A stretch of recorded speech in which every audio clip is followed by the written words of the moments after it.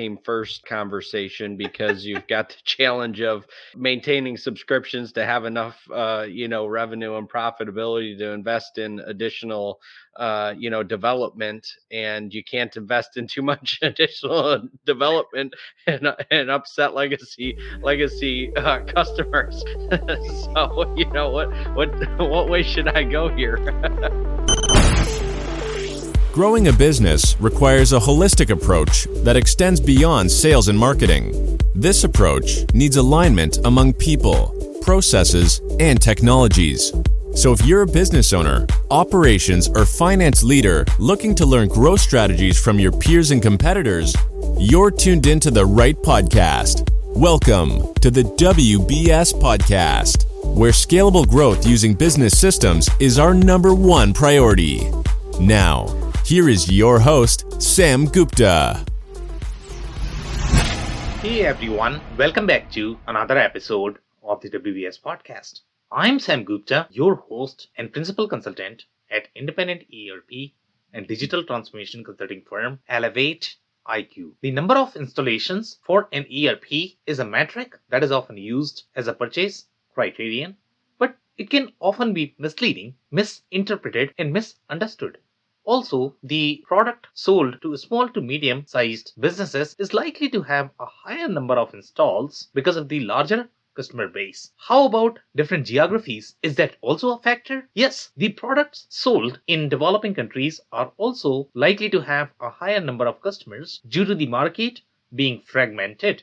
One such product is Tally, which is considered Oxygen for the SMB market in India and the Middle East. It used to be accounting software, but later promoted as an ERP solution. So does it really have ERP capabilities like the real ones? Or are they simply trying to pretend like an ERP? Also, what are the major factors for its popularity? Loyalty, cost, users not willing to change, lack of options. In today's episode, we invited a panel of industry experts for a live discussion on LinkedIn to conduct an independent review of Tally's capabilities. We covered many grounds, including the unique processes of several international markets, including India, Middle East, South Africa, Germany, Canada, Mexico, and the US. Finally, we discussed several unique concepts of Indian market, such as tax deducted at source, tax collected at source, and GST competition for India. With that, let's get to the conversation. Hello, everyone. Welcome to today's show. And if you're joining for the first time, this is part of our industry series for which we meet every Tuesday at 5:30 p.m. Eastern. We review one vendor or the solution independently. For today, we have a baby solution. And, it's very famous and common, especially in India as well as in the Middle East region. So we are going to have a lot of fun discussing that, how different geographies treat accounting differently. So that's the layer that we are going to be discussing today. Before we do that, we are going to start with everybody's intros. I am going to start with my intro. If you don't know me, I'm Sam Gupta, your host and principal consultant at Elevate IQ. Elevate IQ is the independent ERP and digital transformation consulting firm. On that note, I am going to move to Dave for his intro.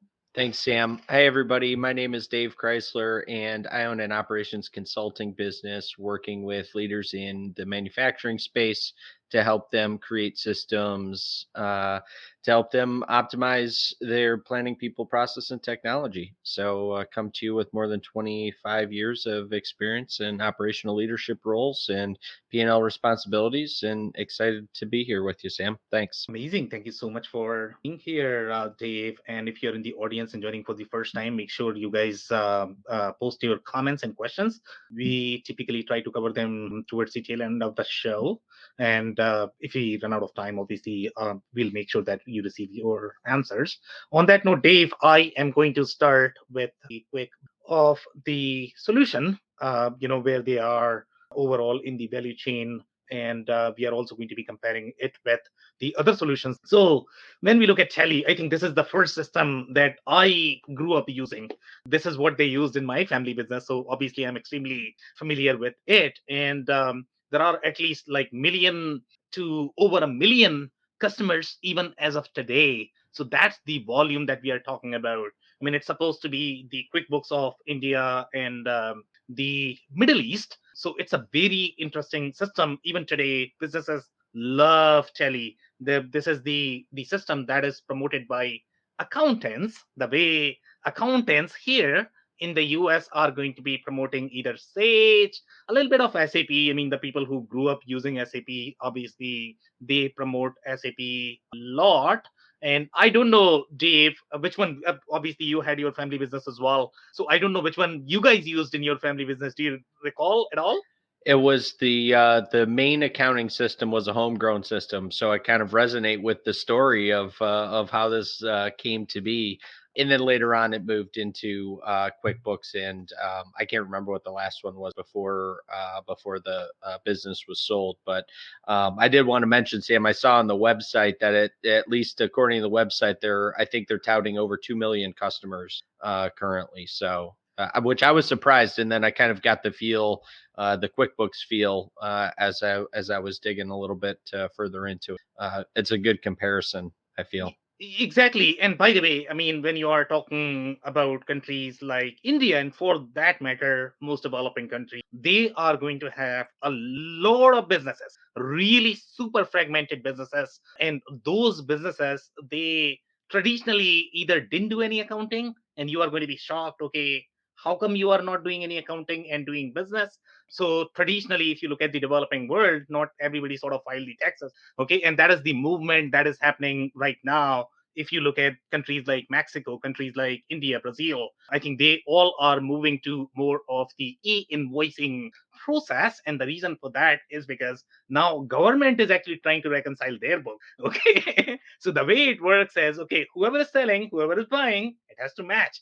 Okay, and wherever the gaps are, now they are actually going after everyone. Typically, if you look at the North American market, US, Canada, they don't really care for very small businesses because cost of going after may be higher than what they are going to get by collecting taxes from super small businesses. So in the US or Canada, they don't really care. But right now, if you look at these countries, and that's how their taxation is structured. And by the way, that drives the ERP processes as well. That's why if you look at countries like Mexico, India, they have very specific processes. If you are going to be using the systems that are really designed for other regions, you have to probably tailor it to the way the e-invoicing is going to work in those countries, the way your taxation is going to work. So obviously for today we are going to be reviewing how it is in India. I have heard these things in Australian region, New Zealand, I think they have very different taxation as well. Spain, probably something is going on there as well. Germany has very different VAT structure. So there are always layers to how the reporting is done in these countries and how the taxation is done as well. So now, overall, in terms of Tele, this is a very SMB solution. This is the first solution that anybody is probably going to try, especially in those regions. It's a very accounting focused system, even though they are all trying to sell them as the ERP. If you look at the core ERP functionality, it's going to be really minimal and negligible. In fact, I mean, the system is designed more from the accountant's perspective. The other teams, if they are going to be on your ERP system, they are not going to feel very comfortable in using this. Now, the other story always is going to be every single system out there is selling themselves as cloud. Okay. And the way, and even if you ask Telly, oh yeah, we got cloud, no worries. This is again a very outdated technology, not just from the delivery and deployment perspective. It's still very old technology from the user experience perspective. The way screens are designed, they have not done any sort of modernization. Sure, it is going to be deployed on AWS.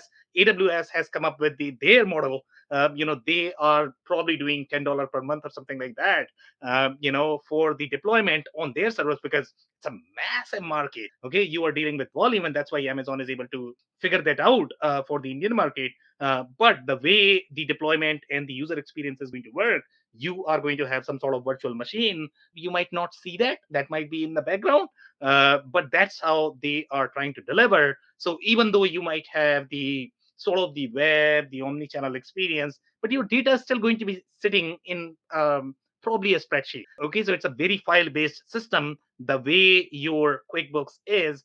So obviously, let's not worry about any sort of data integrity. Again, designed for very small, low volume transactional businesses in those regions. So that's it for briefing. Dave, do you have any comments? Now, I know we're going to get into some of the things that kind of, piqued my interest looking at the deck and also kind of doing my own, research on it. So I'll kind of save some of those comments for later. But yeah, I think your assessment in terms of, the size of it and compared to a QuickBooks type of a solution, you get that feel kind of as soon as you dig, one layer down, you look at, they've got the pricing available. Pricing is in line with what you'd expect from a kind of a desktop or even the QuickBooks Online. So I think that's a good comparison there, and curious to kind of learn a little bit more about the functionality, because one of the things that we talk about relatively often on here, and I think it's going to apply to this. I'm curious to kind of see how it unfolds, but you take a company like QuickBooks and you know that their subscription base is huge.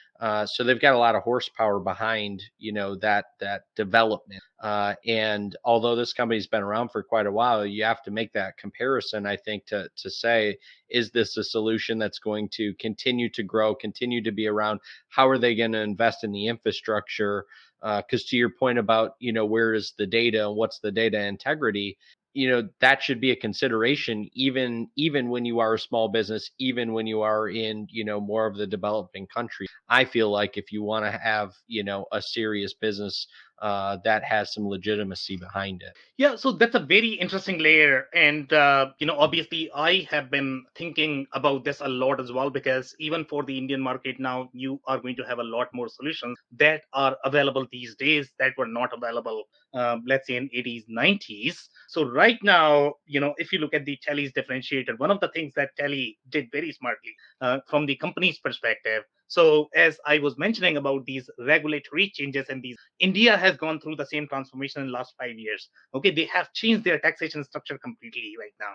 Okay, so the way every single business is supposed to be reporting, they have sort of their GST number. Can you believe they didn't have sort of the SSN number that you would take it for granted in the US or Canada? So now every person has their own unique identifier, and the business has their own sort of the taxation identifier that didn't exist in those regions. So now they have that, and as part of the e-invoicing process, their e-invoicing process is not as complicated as you would find in Mexico, but they are able to track everything. Every single business is trying to report as much as possible. So the whole reporting aspect has become really complex. And now most businesses are actually reporting that. So the whole automated e-invoicing process, that's a differentiator for Tele, because they were recommended by government of India.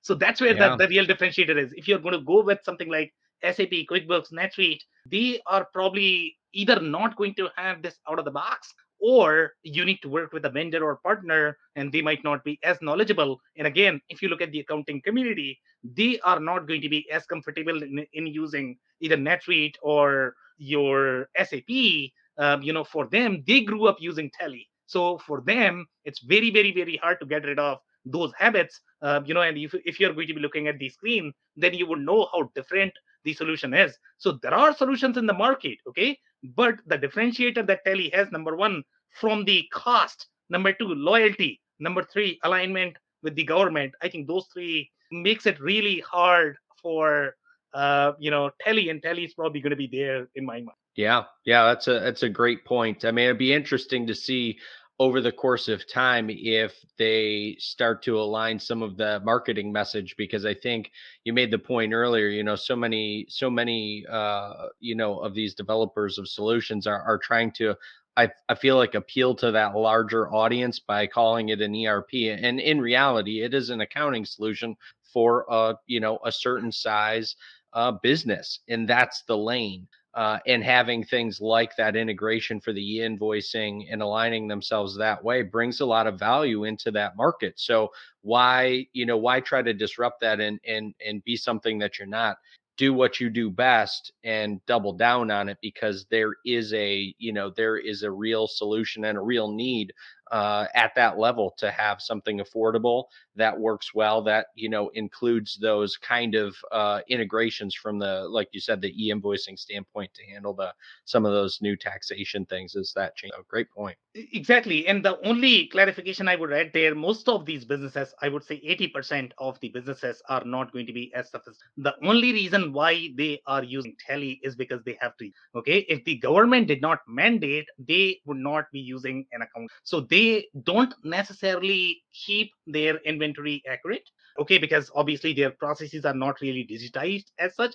The only reason why they are using tele is because they have to do the books and they have to file the taxes. So for them, that's the sort of the scope of tele. Yes, they might have the electronics purchase order or the invoicing that they need to send to their customer because that looks fancy. That okay, I have my digitized processes, but that's the intent. I mean, those are the drivers that these businesses are thinking when they are thinking about these ERP systems. Got it.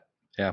Okay, so if you don't have any other comments, I will, add to. I'll move to some of the slides that we have here. So some background overall from Tele's perspective. So it says it's the Indian multinational technology company. That's how it is identified on Wikipedia. It's headquartered in Bangalore, and then the okay, so it has been there since 1986. In 1999 is when they started calling it Tele. Initially, it was MS-DOS based application. That's what I used to use back in the days, to be honest. Okay, so yeah, so the user interface, and one of the things that you are going to notice on the screen, since it came from that MS-DOS world, right? And this is the challenge that we have seen with the other ERP systems as well. When you are going to have such loyal community that is going to be so much passionate about that MS-DOS experience, it's very, very, very hard to change those users to now Windows experience. And sometimes it is not the company that is the problem. It is not that Tele cannot design a cloud-based system today. It is those users who are not willing to get rid of that experience, and that is the challenge always for most companies. So here they are saying 2006 they have launched Tele 8.1, a concurrent multilingual version, also of Tele 9. In 2009, the company released Tele ERP 9, a business management solution. So initially, it was more of the accounting solution. Now you can do a little bit of sales order, purchase order, a little bit of inventory as well. So that's what they are calling it as business management solution. But in my eyes, when I look at the capabilities are going to be leaner than your QuickBooks. They are going to be leaner than your Zoho, and Zoho is Indian company as well. They are very well penetrated, but then you might not find as many layers from the taxation perspective, also from e-invoicing perspective. That's why customers don't want to move from Tele, and obviously the cost is a factor. So here they are saying Tele Solutions announced the launch of Tele ERP 9 release 5.0 with taxation and compliance features. As of 2016, the company had 1 million customers. This is in 2016, so obviously the number must have increased. In 2020, the company released Tele Prime. Tele Prime offers connected e-invoicing solutions to generate e-invoice within their software automatically. And this whole e-invoicing term across the globe is a factor when you are going to be deciding for an ERP system in your geography. So for India, I think they have the monthly filing. In some cases, it's going to be immediately as soon as you process the transaction, you are supposed to be filing the invoice. For example, Mexico. So each country is dealing with e-invoicing differently. Monthly is still okay. If you have to do this on every invoice, you better get something that is really designed for Mexico. It might be harder to do this in the other standard ERP systems. That's pretty much it. And obviously, they announced a little bit, of the collaboration with the AWS with Teleprime is when they started collaborating. So right now they are hosting the cloud version of Tele on AWS. I can take any comment, Dave, if you have anything. No, move along. Okay, so here this is their sort of the downloads, and this is very similar experience as your Sage desktop or QuickBooks desktop. Sage, when we reviewed Sage 50, I remember, they were doing this online offline experience, but they also had sort of the recommendation that don't try to mix them, because you are going to have data integrity issues, because you have two databases, one sitting on your desktop and one sitting in cloud. So obviously you are not looking for any sort of collaboration. And most of these companies, Dave, when you are looking at the organization structure of these companies that are using tele, there are two possibilities. Number one, either the business is going to be okay size and there's going to be one person who is responsible for accounting, or maybe a couple of people that are going to be responsible for accounting. Or it could be a very large business, but the only thing they might be doing is, accounting is my back end function, finance is my back end function. Once my business is done, I'll let my accounting take care of doing the books and file the taxes. For them, that's finance. But that's not the modern finance. If you're looking for the modern finance, you have to embed your accounting and finance with every single transaction. If you really want to get KPIs, that is going to provide you the insight. Okay, where are my financial opportunities across the processes? That is not possible when you are going to be doing accounting in 1980s. Sam, do you know? I didn't see. I know that they have quite a big partner network, but is this solution set up in a similar fashion to, to QuickBooks, where you've got kind of the suite of add-ons to handle some of the operations functionality, or some of the other components if you need to get a little bit deeper? Is this have a suite of bolt-ons, if you will? So it's a similar business model as Sage, to be honest. Okay, the only difference is really the market. So they go after CAs because obviously they love, and in India they call it CA, not CPA, the way you are going to call in North America. So they go after the CPAs of India, and they are going to be sort of recommending selling, and they are probably going to have their IPs as well, that they are selling on top of tele for the operational functionality. But for the most part, if you look at accounting firms, even in the US, for them, ERP is the Yeah. accounting software. They don't really understand how operations work. Okay, they don't really have depth into the operations, the supply chain, as well as the sales and marketing. When you're looking at the omni-channel architecture, it's very very hard. And typically, even if you look at Deloitte, KPMG, they have two divisions completely separate. You have Deloitte Digital, and then you have Deloitte Accounting. So, if you want to work with both, then you are probably bringing in both teams. They are going to have their own sort of compensation structure. So it becomes very difficult for customers to work with just one team that is going to be providing the end-to-end visibility. So that's the challenge that even exists in North America. Yeah, no, that's a good point. I mean, again, I think it's something that most people wouldn't give consideration to, but it's a very valid point, and something that needs quite a bit of consideration, depending on what your business model is. So, yeah, good point. Exactly. And great points there, Dave. So much. So here are the screens, and these are the newer screens that we are looking at. So the experience that you are going to get, they try to replicate MS-DOS in Windows. That's how these screens are really designed, because you have to please those customers. They have been using Tele for last 30 years. So how do you sort of come up with the strategy that, okay, you want to have the old product, because these people are not going to be happy with the Windows experience that is too new for them. So, so it's always challenging, I guess, for these companies, and that's how this experience is designed. This is how you would be operating when you were operating in DOS world, because you didn't have mouse that you can use. So you are going to be using a lot more keyboard, and in keyboard is going to give you different screens. So the screens are laid out very similarly. In fact, if you notice on the screens right now, if you look at any of the Windows based applications, and by the way, even the Windows based applications are legacy in North America. If you look at them, they are going to have a lot of different layers. Overall, the way your screens are going to be structured, everything is going to be on one screen. All your linked forms are probably going to be accessible from one screen. And again, when you look at the depth of data, the length of transaction overall from the business perspective, when you are going from your order to cash, and that's a very long transaction. If you're looking at systems as complex as manufacturing, because if you are going to be doing your entire operations, including your costing, scheduling inside your ERP system, the transaction becomes much lower. Okay, then you need that traceability, and you cannot have your manufacturing guys using tele. They are going to feel, okay, ERP system, I don't know what that is, I just don't get it. So any comments, Dave? No, just you can see it, catch it in the screenshot, but I mean, you see all the function keys highlighted to be able to navigate around here. And then I know that there's another screen coming up in a slide or two in terms of the newer functionality that they've touted. So Exactly.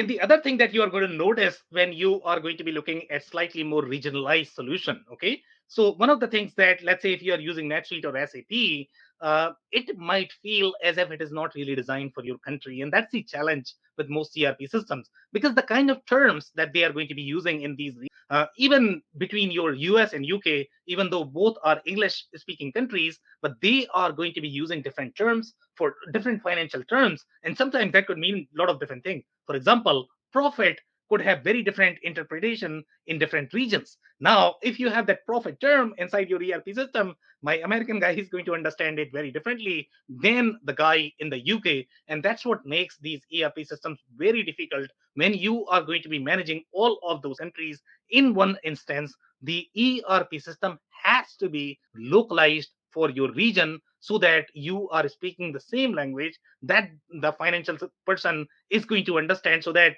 when you say invoice, they are not interpreting it as receipt or something like that. Okay, so now when you are going to be looking at the screen, the overall layout of the screen is very lean. You don't really have much going on here. When you are looking at the company, sure, you are going to have the company address, etc., but again, that's very lean. Even QuickBooks is probably going to have far more functionality. Zoho is going to have far more functionality than your tele. Now, you are going to be using some of the terms, and I don't know if you have heard of those, Dave.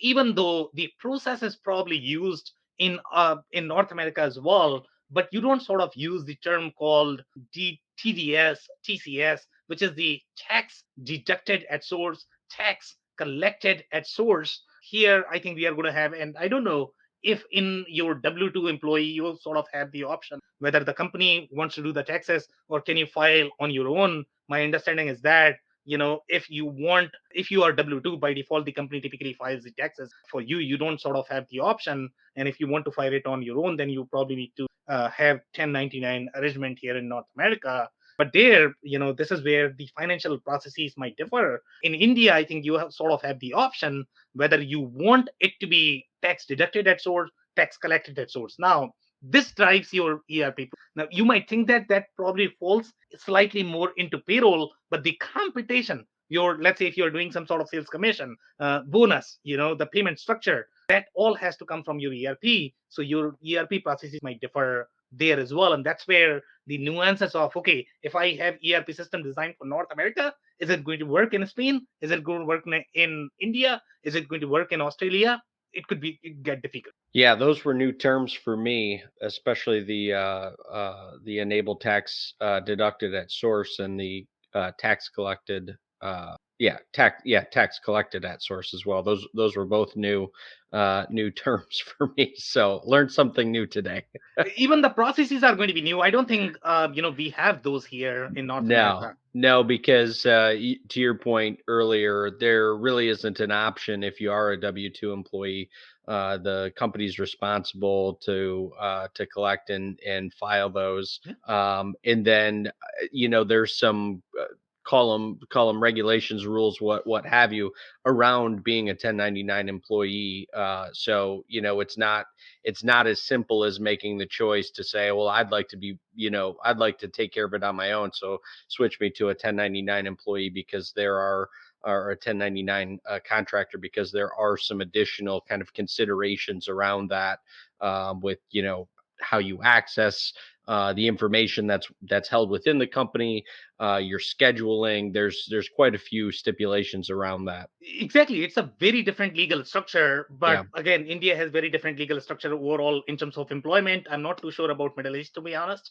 They must probably have the similar structure because a lot of accountants are actually are going from Indian region, so they must have influenced some of those processes there. I didn't happen to see it, but is this localized in does this have any other additional localization? Only because, there's quite a few countries that it advertises that it's installed in. So, Yeah, so I'm pretty sure it's used in Middle East. That I know for a fact. And if you looked at the screen, they had an option for changing the country. But for the most part, when you are going to be looking at their demo videos, they are all showing just the Indian region. They are not okay. showing any other regions. Middle East, I can almost guarantee that it's definitely commercialized in Middle East. But not too sure if some companies might be using in North America. I don't Well, know if it is really localized, to be honest, for I North thought I America. saw South Africa on the list of there were maybe four or five different ones. I can't recall exactly where I saw that, if it was on their website or if it was in the deck. But some outside of the Middle East is my point. So I was just curious how they're, because I think that's a really good, it's a good not only differentiator but kind of point in general, that if they are really developing this to handle some of that kind of localized taxation issue with the e-invoice, with these types of things, how does that then translate into these other regions that potentially they're trying to reach into? It kind of just begs that question. So they must have some solution for it, obviously. Yeah, and that's a very interesting question. In fact, the point about South Africa, to be honest, okay, so I can see why it might be used in South Africa because obviously you have a lot of Indian migrants that migrated to South Africa very early on. And when people say, okay, which is the software that you like, or which one is the best software that you know, it is probably going to be Telly because that's what they grew up Interesting. using. Yeah. Interesting, though. I did not know that. So, I mean, but that's interesting and shows really, really highlights the power of community and people, because that's how, some of these things happen. Yeah, honestly speaking, though, if you look at the South African companies, I don't see a reason why they would be using any other software than Syspro, because Syspro is really the core for South Africa. Syspro was Tele, for South Africa. It was really designed for. If you talk to any of the South Africans right now, if they are going to be accountant today, they grew up using Syspro. So, if you are a South African company, then probably you are going to get far richer functionality inside your Syspro that is going to be localized for your region. But let's say the trick is going to be, let's say, if you are operating in India, a lot of Indian companies they operate in Middle East, and that's why you have that Middle East localization because most of the Indian companies, especially if they are going to be in oil and gas refinery, they all operate because Middle East is just closer, easier to do business with. You have a lot of Indians in Middle, so that's why that collaboration is happening. South Africa is also the same, especially if you are going to be in the mining industry typically. Okay, those are going to be, you are probably going to be collaborating with India a lot, so there could be some overlap. Overall, if you are going to have a company entity in India as well as South Africa and Middle East, then that's where the trick is going to be. I don't know this is, but obviously you'll be using the country that comes from your home system because that's Yeah. where your primary books are happening. Okay, so some more, and if you look at the kind of the overall layout and the design of this, okay, it's very legacy. The way it is designed, you literally have like four fields on a screen. Why would you design like that? Because then you have to move out. But in the olden days, when you were using DOS, this is how the experience was to, because it was very, very, very hard to pull off a screen that is going to have 20,000 fields. Now technology has come a long way. People have not come that long because again, you are still dealing with the same people, so it's very, very, very hard to change those habits, and it's very hard for these to change that as well because people are not willing. Some more commentary here, and again, if you look at these screens, literally for fields, and you are doing a lot of movements when you are using the ERP system only for your books, it might be okay because you don't really have that operation overhead. Your labor is not as expensive as it is going to be in the developed countries, so you are probably going to be okay. But when you have to pay even $20 an hour, that becomes very expensive, when you are selling a product for $10, to be honest, and the overhead is going to be high. So that's where your operational efficiency is going to be. But here, when you look at the screen, for example, unit of measure, you don't really have any sort of layers. I don't know what they are doing with unit of measure, to be honest. Here, it's fairly basic. You cannot really use this for distribution operation unless the only thing you are doing is financial reporting. If you are doing that, you can probably do it in any system. You can do it in a spreadsheet. You probably don't need an accounting system. Okay, Dave, if you have any comments, I can take those or to the next one. No? Okay, so overall, fairly basic functionality for the purchase order as well, even though if you are going to take the checklist approach, do you have sales order? Do you have purchase order? Do you have voucher? You have pretty much everything. So what is the difference between SAP and Tally? Zero difference, right? No, massive difference. Okay. Uh, so here you are going to get one of the things that you are going to notice is going to be, okay, the way your QuickBooks is going to operate. Okay, on your purchase order, you are going to have the GL account, right? And when you have that, you are sort of tight coupling your accounting with your operational workflow. So these guys are going to require far more accounting knowledge because you are going to get accounting errors. Typically, that decoupling is going to be there in slightly larger ERP system. The ERP systems that are going to be of QuickBooks size. So the comparable here is going to be your QuickBooks, Sage 50, your Zero, Tally, even Zoho could be there as well. Zoho is slightly bigger in size, but that is still a very accounting system in general. So this is where you are going to see this correlation. Okay, I have my ledger. Ledger is tied to my purchase order. Now my accountant is going to be super happy with it because that's what they understand. But what about my operations guy? Now that's where operations guy is going to feel that,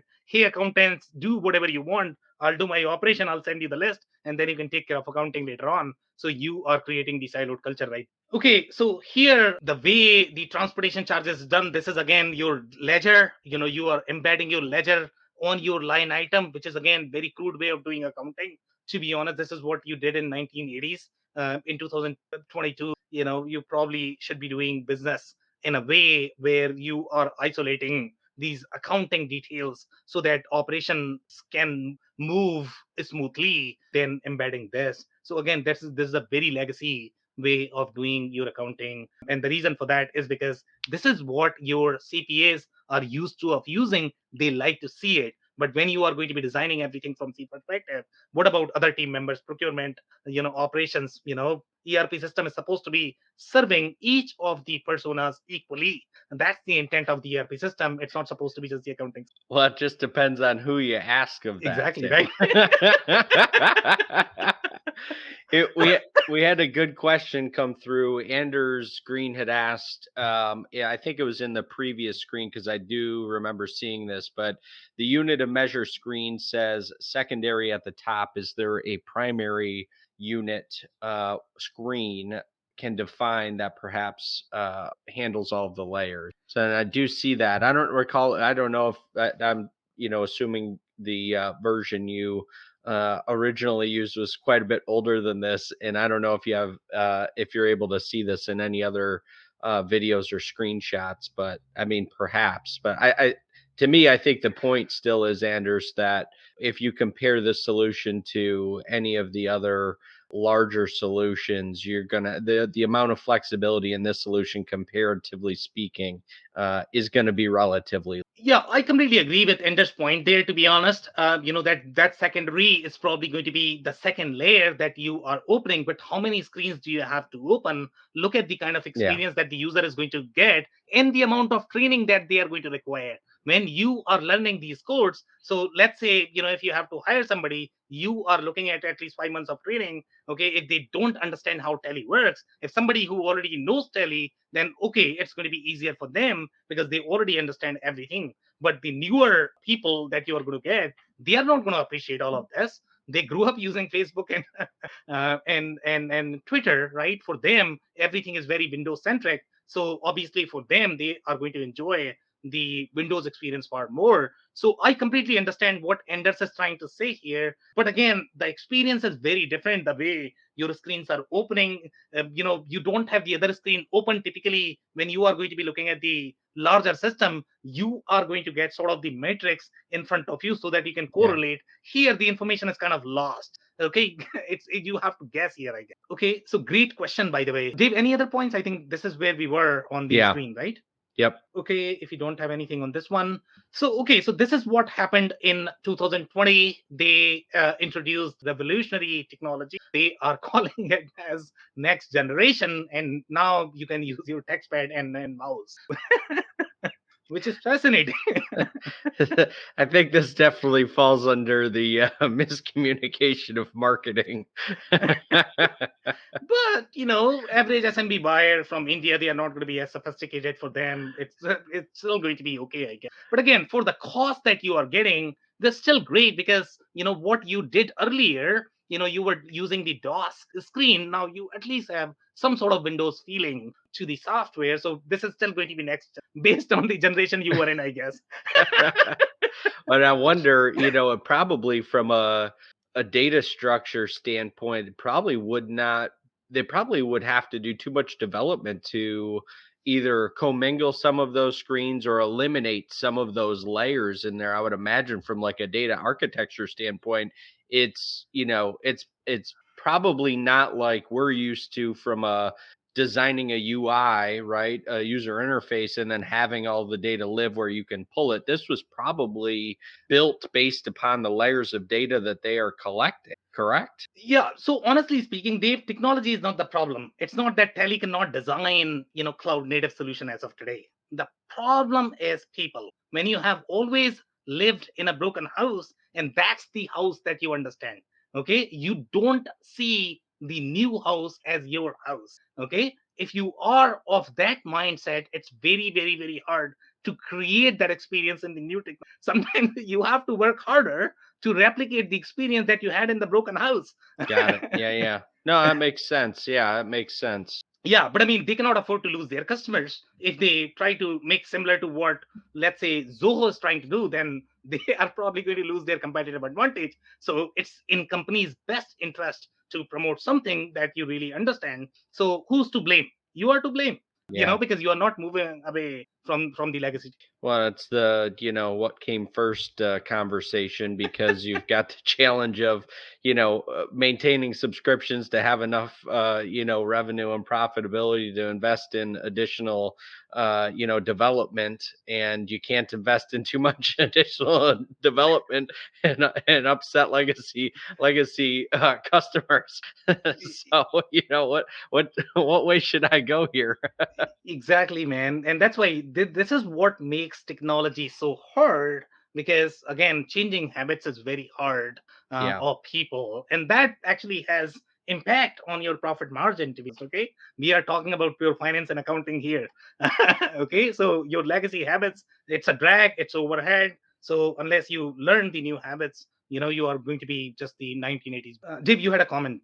No, I was just gonna say I don't want to get off topic here, because I think we can go down a rabbit hole with that kind of last comment. But what struck me about what you said is that it's part of the reason I think people often think technology is going to solve their problem, as kind of like a general statement. And then beyond that, it's the thought process of, well, we have to have a specific technology or a customized technology, because what we do is different. Those are kind of the two core things that we always talk about, as kind of being roadblocks for people. And what you said just kind of made that jump to the top of my mind. So Exactly. Amazing point. Thank you so much, Dave. So some more interesting layers there overall from the developing countries' perspective. And here, the kind of reporting that you need to do to accommodate those GST workflows or B workflows, that is very unique. So you want to make sure that you have those available in the ERP system. The ERP system needs to be localized for your region, and you probably need to be working with companies that really understand your geography. So the person who may have implemented in Middle East or maybe in Australia may not be the right fit for implementing in India. And again, that is only applicable in the case of ERP system, because again, the regulations are going to be very different. If you're looking at technical systems, technical systems are very different from your ERP. And that's another argument. A lot of people think that, when you're looking at technology, right? SMS is SMS, whether in the US or India. No, but ERP systems are very different in general. The regionality matters a lot in the case of your ERP system. So here, but overall, if you look at the GST structure of India, in my mind, when I look at it, it's not very different, to be honest, from your, the way you are doing VAT in Germany or VAT in Canada. The way the taxation structure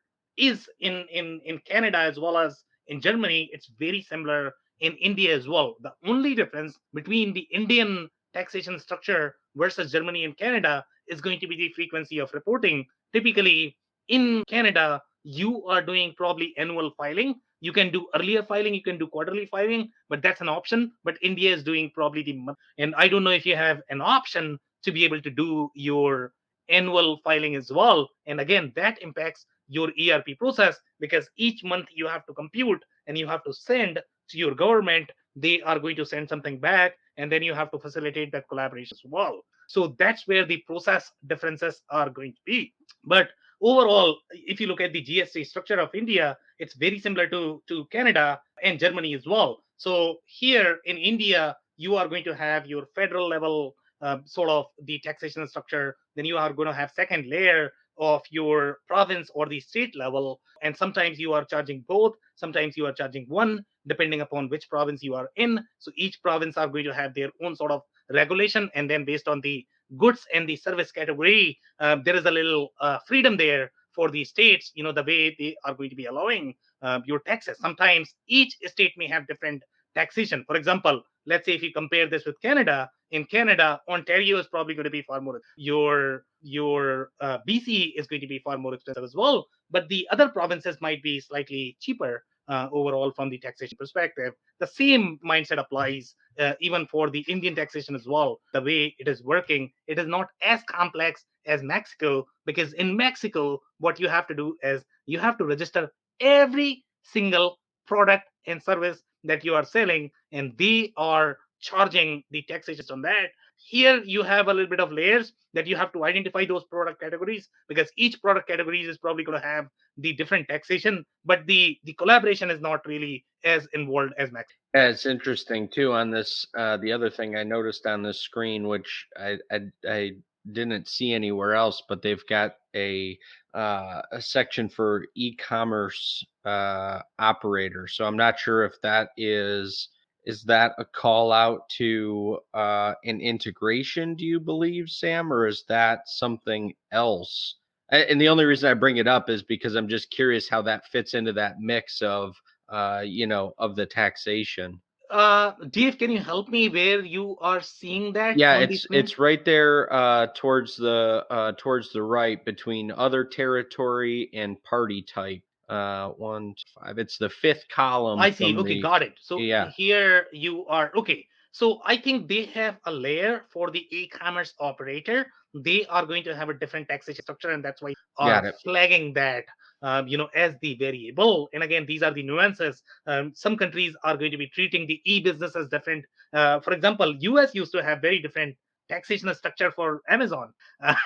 Amazon actually enjoyed that for a very long time. Yeah.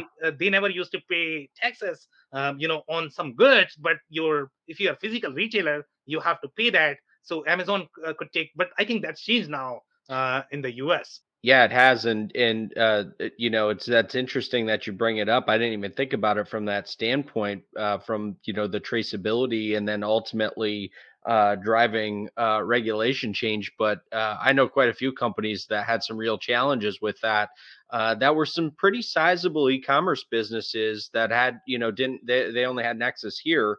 I'm in Michigan, so they had Nexus in Michigan in the States, and but they were selling into all 50 states and out of the country, and it was let's just say it was a real task to deal with all of the paperwork to conform with the with the new tax regulations. So that's a good point.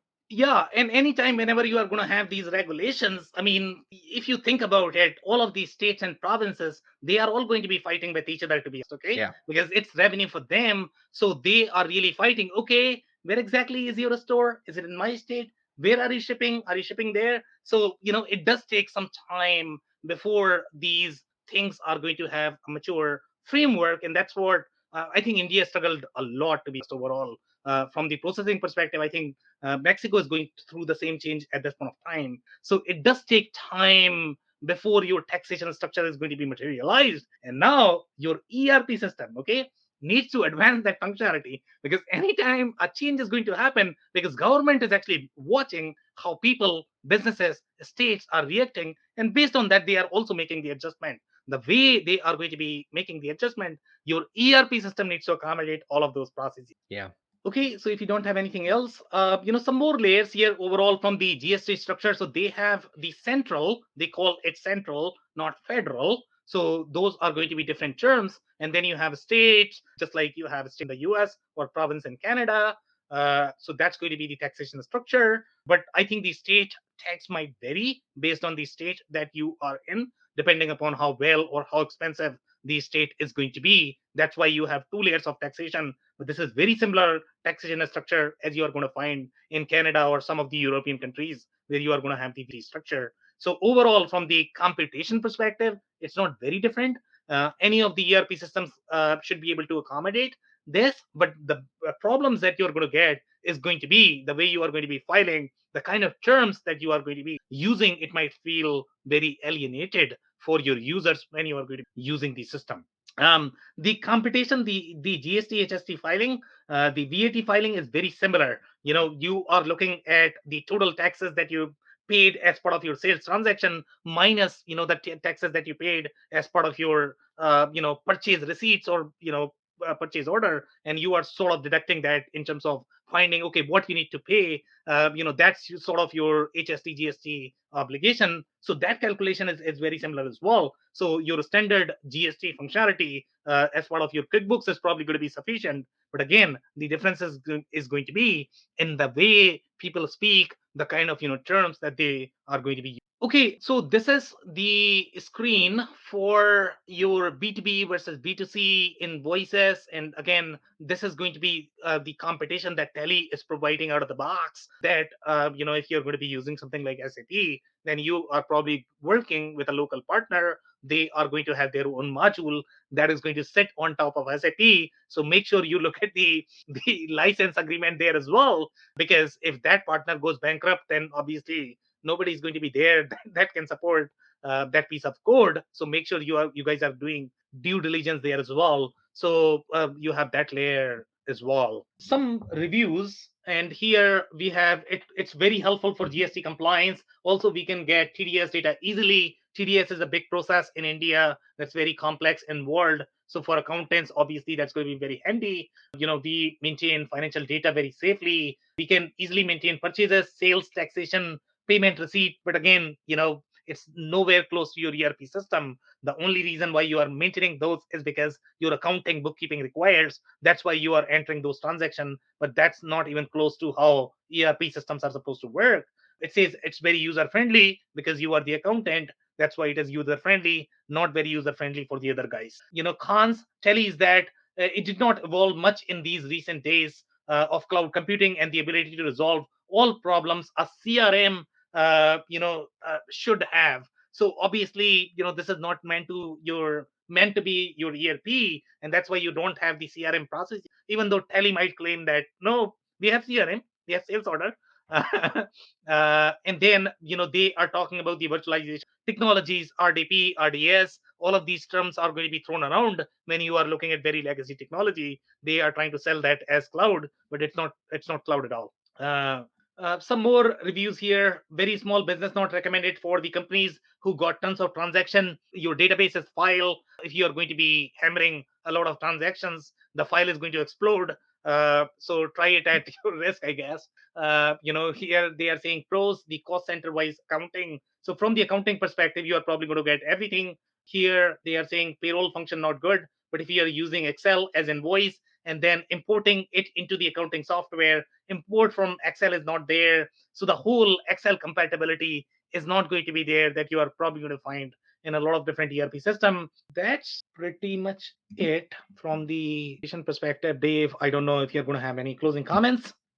Yeah, it's a good presentation. I mean, I think with a lot of the systems that we go through, this one is no different. It has a specific place, and when you find a solution that fits your size business and your kind of operational process requirements, it's a great solution.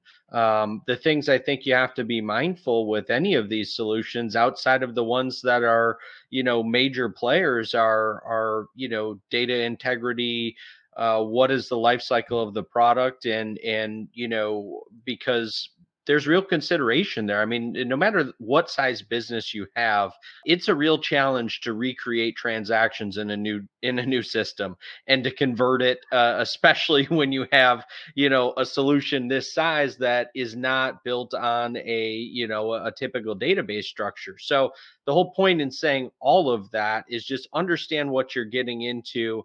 And if there's an opportunity to maybe buy up at some point, that may be a consideration for you, because I do think that there are risks associated with continuing to use some of these smaller solutions that are maybe not as well funded as some of the larger more broad solutions. So it's like everything. There's pros and cons with it, but I think more people need to understand the inherent risks, because I think sometimes that gets swept under the rug and people just don't recognize that as a real issue. I mean, whether you're talking about it from a data integrity standpoint or you're talking about it from a pure kind of, what is this technology going to look like in 3 years? Exactly, great points. And I completely agree, Dave. When you are going to be a small business and you cannot really afford the subscription cost, and by the way, one layer that I did not mention during this conversation, if you are going to be looking at the price of NetSuite or SAP, irrespective of whether you are going to be in the US, Canada, or India, the price point is still going to be the. Can you believe this? Okay, so even though you have differences in the exchange rate, but they are actually charging the same amount. So obviously, for businesses that are running in India, where their revenue structure is not really aligned to the US, they are not making as much money. So ideally, they should not be paying as much for them. It's really Yeah. Oxygen, to be honest. Okay, Yeah, so that's Tele is, interesting. yeah. Yeah, so so that's why for those smaller businesses, I think Tele makes a lot of sense, to be honest. Especially if you are making money in India and you are spending money in India, but then you are going to have some of the other solutions as well in the market. Number one, Zoho. Zoho is the Indian company. We are probably going to be localized for India as well. So look at that. There are going to be other solutions. ERP Next, open source solution. Okay, you are probably not going to be paying as much for the subscription. ERP Next, Odoo is doing really well in India at this point of time. And then obviously you have the QuickBooks as well. So make sure you review all of them before deciding which ERP system that you. Yeah, completely agree. Good session today, Sam. Thanks. Any other comments before we close? All right, guys. So that's a wrap. If you joined for the first time, this was part of our industry series for which we meet every Tuesday at 5:30 p.m. Eastern. We review one vendor or the solution independently. So make sure you guys are going to be here next week. We are going to come back with another solution. On that note, thanks everyone for tuning in tonight. Thanks, everybody. I cannot thank our guests enough for coming on the show, for sharing their knowledge and journey. I always pick up learnings from our guests, and hopefully you learned something new today. If you want to learn more about Dave Chrysler, head over to thechrysler.club. It's CHECRYSLER.CLUB. Links and more information will also be available in the show notes. If anything in this podcast resonated with you and your business, you might want to check other related episodes, including the interview with Brian G. Shannon, who shares his insights into the importance of centralizing shared services for large global rollouts. Also, the interview with Bob Feathers, who shares his insights and lessons learned from a multi-site ERP implementation. Also, don't forget to subscribe, spread the word among folks with similar backgrounds. If you have any questions or comments about the show, please review and rate us on your favorite podcasting platform or DM me on any social channels. I'll try my best to respond personally and make sure you get help. Thank you, and I hope to get you on the next episode of the WBS podcast. Thank you for listening to another episode of the WBS podcast. Be sure to subscribe on your favorite podcasting platform so you never miss an episode. For more information on growth strategies for SMBs using ERP and digital transformation, check out our community at WBS.rocks. We'll see you next time.